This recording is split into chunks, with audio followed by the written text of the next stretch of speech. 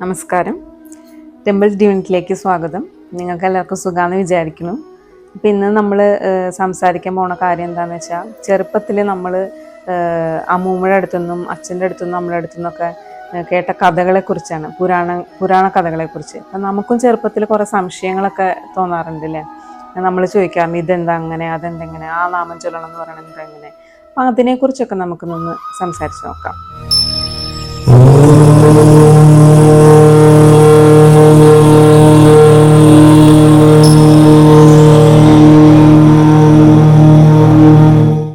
മഹാശിവരാത്രിക്ക് നമ്മൾ വ്രതം എടുക്കാറുണ്ട്. അപ്പോൾ ഈ വ്രതം എങ്ങനെയാണ് എടുക്കുന്നതെന്ന് വെച്ചാൽ, ഒരിക്കലും എടുക്കാമെന്ന് പറയില്ലേ. അതായത് ഒരു നേരം അരിയാഹാരം കഴിക്കുക.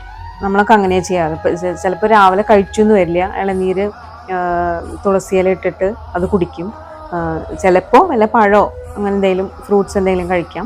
പിന്നെ ഉച്ചയ്ക്ക് മാത്രം നമ്മൾ ചോറുണ്ണും.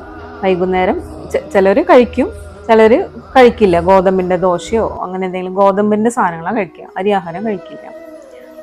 എന്നിട്ട് നമ്മൾ അന്നത്തെ ദിവസം നല്ല ഭക്തിയോടെ ഓം നമഃശിവായ ജപിച്ച് വൈകുന്നേരം ക്ഷേത്രത്തിൽ പോയി തിരിച്ച് വന്ന് നമ്മൾ ഉറങ്ങാണ്ടിരിക്കണം. അന്നത്തെ ദിവസം ഫുള്ള് നമ്മൾ ഉറങ്ങാൻ പാടില്ല.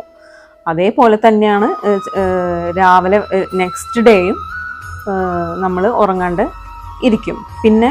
പിന്നെ ഞങ്ങൾ കണ്ടേക്കുന്നത്, അതായത് ഞാൻ കണ്ടേക്കുന്നത്, അമ്മൂമ്മയൊക്കെ ഉള്ള കാലത്ത് ഉമിയിൽ മറ്റേ ചാണകം ഇങ്ങനെ വട പോലെ ഉണ്ടാക്കിയിട്ട് ഭസ്മം ഉണ്ടാക്കും. അപ്പം അത് കത്തിക്കും. രാത്രിയാണ് അത് ചെയ്യുക. അപ്പോൾ അത് ഇന്നത്തെ കാലത്ത് കാണാറില്ല. അങ്ങനെ നമുക്ക് ശുദ്ധമായ ഭസ്മം കിട്ടും. അത് ശിവരാത്രിയുടെ അന്നാണ് ചെയ്യാറ്. ശിവഭഗവാനെ കുറിച്ച് ഞാൻ വേറൊരു കാര്യം കൂടി പറയാം. പഴമക്കാർ പറഞ്ഞു കേട്ടിട്ടുള്ളതാണ്. അതായത് ശിവക്ഷേത്രത്തിൽ നമ്മൾ പോകുമ്പോൾ രക്ഷിക്കണേന്ന് പ്രാർത്ഥിക്കാൻ പാടില്ല എന്ന്. ശിവഭഗവാൻ മോക്ഷദാതാവാണെന്നാണ് പറയുന്നത്. അതായത് നമ്മുടെ ജീവൻ ചിലപ്പോൾ എടുക്കും എന്നാണ് പറയുന്നത് അങ്ങനെ പ്രാർത്ഥിച്ചു കഴിഞ്ഞാൽ.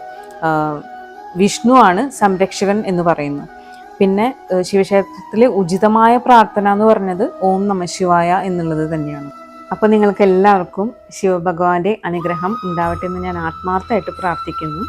അടുത്ത വിഷയമായിട്ട് വരുന്നത് വരെ എല്ലാവർക്കും നമസ്കാരം.